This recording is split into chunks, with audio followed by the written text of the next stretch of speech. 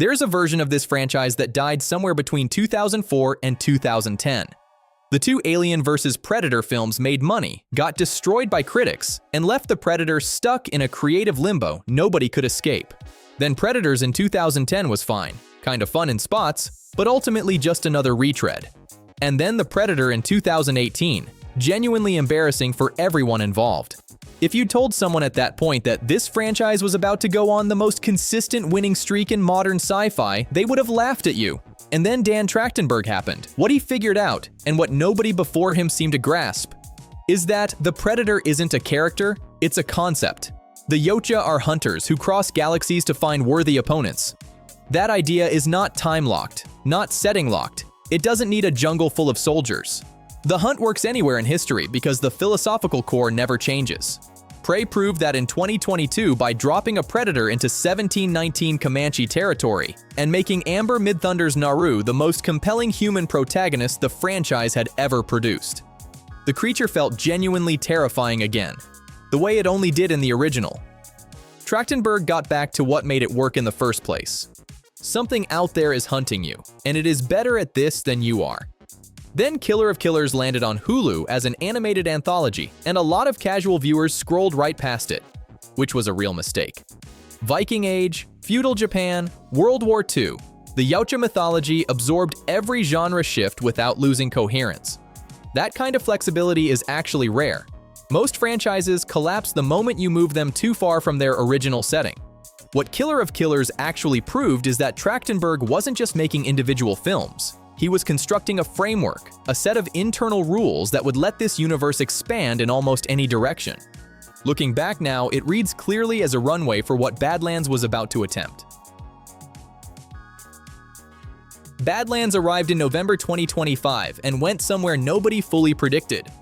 For the first time in the franchise's entire 38-year history, a Predator is the protagonist, not the monster, the actual main character the story follows. That character is Dek, a young Yautja cast out by his own clan for being the runt, the weak link the group cannot afford.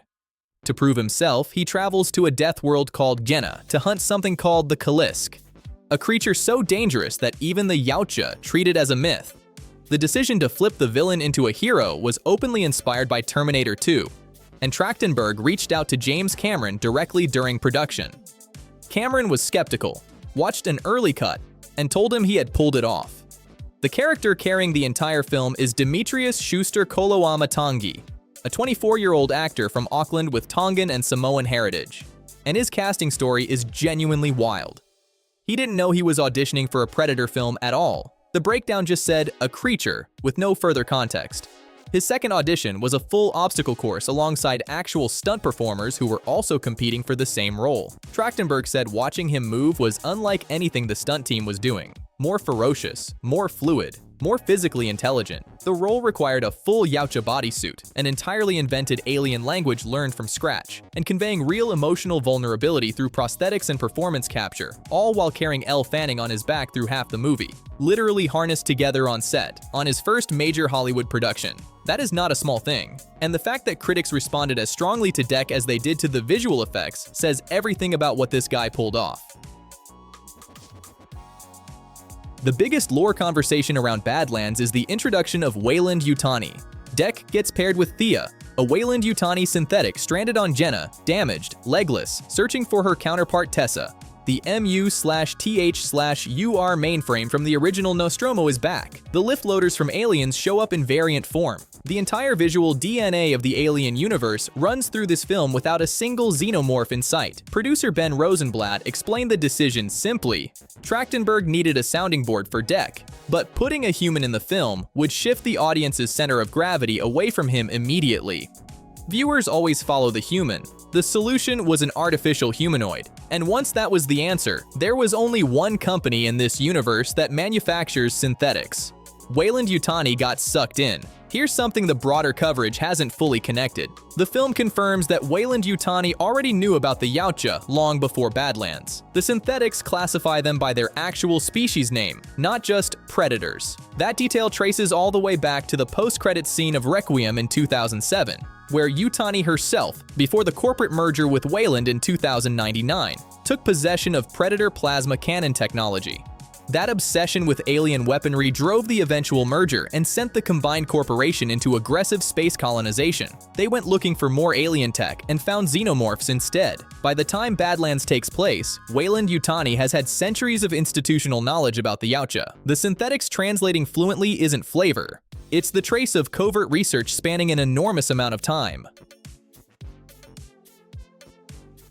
The timeline raised real questions. Badlands is set past Alien Resurrection, beyond 2037, but Weyland-Yutani was supposed to be dead by then, outlawed in 2034 after losing a military contract. So either Trachtenberg quietly ignores that detail, which given Resurrection's reputation he'd almost certainly get away with, or those ships in Badlands are rogue operations that went dark and kept running in the shadows of deep space with zero oversight long after the corporation officially collapsed. That second reading is far more interesting. A Weyland-Yutani that survived its own official death by operating beyond any governing authority, conducting experiments in the deep dark with no accountability. That fits everything we've ever known about that company. No xenomorphs in Badlands, and that's the right call. Trachtenberg used the metaphor of not pulling food from the oven too early. Rush the convergence and you cheapen everything that's been built. The post-credits scene doesn't tease a queen or a facehugger. It points inward into Yautja lore toward where Deck goes next. But the alien connection is already structural, and the most compelling sequel target is something Romulus introduced in 2024, the Offspring. That engineered hybrid Weyland-Yutani built by forcing xenomorph biology into a manufactured product. Schuster Kaloa Matangi himself said the Offspring would be the genuine test for Deck.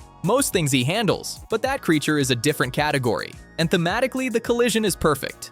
The Yautja built a civilization around the honorable hunt, a worthy opponent, a ritual, something almost spiritual. The xenomorph is raw, indifferent evolution, and the Yautja can respect that. But engineering that force into a corporate weapon is a desecration of everything the hunt represents. That's not monster versus monster. That's a philosophical confrontation with actual weight behind it. Deck being young and still forming his identity matters enormously here. The exchange with Thea about the Wolf Alpha. The true Alpha is not the one who kills the most, but the one who best protects the pack. Lands as a genuine turning point. He rejects it on instinct because that's not how he was raised, and then you watch it quietly working on him anyway for the rest of the film. His father called him the Runt and ordered his death. His brother died protecting him. He spent this whole movie figuring out what kind of Yautja he actually wants to be. A sequel that takes that unfinished character and drops him into a confrontation with something that has completely corrupted the concept of predation, that has real story behind it, not just spectacle.